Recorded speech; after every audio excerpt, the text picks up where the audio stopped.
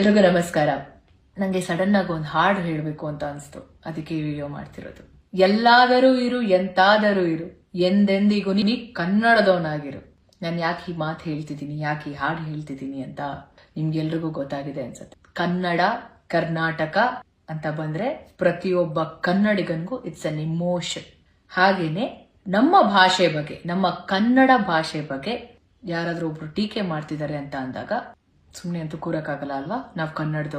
ನಾವು ಕನ್ನಡದವರು ಎಂತ ವಿಶಾಲ ಹೃದಯದವ್ರು ಅಂದ್ರೆ ಪ್ರತಿ ಭಾಷೆ ಸಿನಿಮಾನ ನೋಡ್ತೀವಿ, ಪ್ರತಿ ಭಾಷೆ ಸಿನಿಮಾ ಹಾಡುಗಳನ್ನ ಕೇಳ್ತೀವಿ, ಆರ್ಟಿಸ್ಟ್ಗಳನ್ನ ಎಂಕರೇಜ್ ಮಾಡಿ ಸಪೋರ್ಟ್ ಮಾಡ್ತೀವಿ, ಟೆಕ್ನಿಷಿಯನ್ಸ್ ನ ಸಪೋರ್ಟ್ ಮಾಡ್ತೀವಿ. ದೇಶದಲ್ಲಿ ಊರಲ್ಲಿರೋರೆಲ್ಲ ಮಾತಾಡ್ತಾ ಇದ್ದೀವಿ, ಅಲ್ಲಿ ಅದಕ್ಕೆ ಪ್ರತ್ಯಕ್ಷ ಸಾಕ್ಷಿಯಾಗಿ ಕೂತ್ಕೊಂಡಿದ್ದ ಶಿವರಾಜ್ ಕುಮಾರ್ ಏನ್ ಮಾಡ್ತಿದ್ದಾರೆ?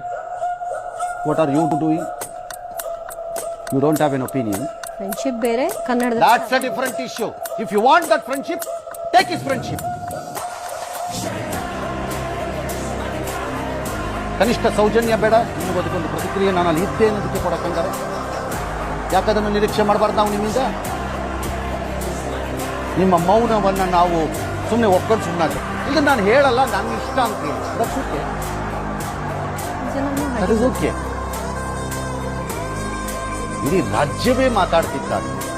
ಆ ಕುಟುಂಬದಿಂದ ಬಂದು ನೋಡಿ ಹೆಂಗ್ ಕುತ್ಕೊಂಡಿದ್ದಾರೆ ಗೊತ್ತಾಗಲ್ಲ. ನೋಡಿ ಮಂಡ್ಲದವ್ರು ಸರ್. ಡಿಯರ್ ಫ್ರೆಂಡ್ಸ್, ನಿಮ್ಮೆಲ್ಲ ಕೇಳ್ಕೊಳ್ಳೋದಿಷ್ಟೇ, ಇದು ಮಳೆಗಾಲ. ಈಗ ಹಾವುಗಳು ಮರಿ ಈಚೆ ಬರೋ ಕಾಲ. ನೋಡಿ, ಎಲ್ಲರೂ ಸ್ಲಿಪ್ಪರು ಮತ್ತು ಶೂಸ್ನ ಹೊರಗಡೆ ಬಿಟ್ಟಿರ್ತೀರ. ಇದಕ್ಕೆ ಬೆಚ್ಚಗಿರೋ ಜಾಗ ಬೇಕಾಗಿರೋದ್ರಿಂದ ಅದು ಬಂದು ಬೆಚ್ಚಗಿರೋ ಜಾಗದಲ್ಲಿ ಸೇರಿಕೊಳ್ಳುತ್ತೆ.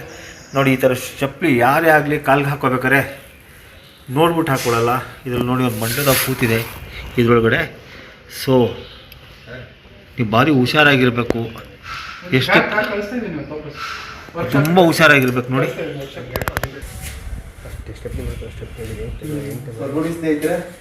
ಈ ಥರ ಸ್ಲಿಪ್ಪರ್ ಹೋಗಿ ಸೇರ್ಕೊಳ್ಳುತ್ತೆ. ಇಡೀ ರಾಜ್ಯಾದ್ಯಂತ ಎಲ್ಲ ಸರ್ಕಾರಿ ಆಸ್ಪತ್ರೆಗಳಲ್ಲಿ ಎಲ್ಲೆಲ್ಲಿ ಜನೌಷಧಿ ಕೇಂದ್ರವನ್ನ ಮುಚ್ಚಬೇಕು ಅಂತ ಆದೇಶವನ್ನ ಕರ್ನಾಟಕ ರಾಜ್ಯ ಸರ್ಕಾರ ಮಾಡಿದೆಯೋ ಆ ಎಲ್ಲ ಕೇಂದ್ರಗಳ ಮುಂದೆ ಇವತ್ತು ನಾವು ಪ್ರತಿಭಟನೆಯನ್ನ ಮಾಡ್ತಾ ಇದ್ದೀವಿ. ಜನೌಷಧಿ ಕೇಂದ್ರವನ್ನ ತೆರೆದಂಥದ್ದು ಕೇಂದ್ರ ಸರ್ಕಾರ ಬಡ ಜನರಿಗೆ ಅನುಕೂಲ ಆಗಲಿ, ಬಡ ಜನರಿಗೆ ಹೊರಗಡೆಯ ಏನೋ ಔಷಧಿಗಳ ರೇಟ್ಗಿಂತ ಸುಮಾರು 60-70% ಕಡಿಮೆ ರೇಟಲ್ಲಿ ಸಿಗುವಂಥ ರೀತಿಯಲ್ಲಿ ಜನೌಷಧಿ ಕೇಂದ್ರಗಳನ್ನು ಇಡೀ ದೇಶಾದ್ಯಂತ ತೆಗೆದಿದ್ದು ಕರ್ನಾಟಕದಲ್ಲೂ ಚಾಲನೆಗೆ ಬಂದಿರೋದು ನಮ್ಮೆಲ್ಲರಿಗೂ ಗೊತ್ತು.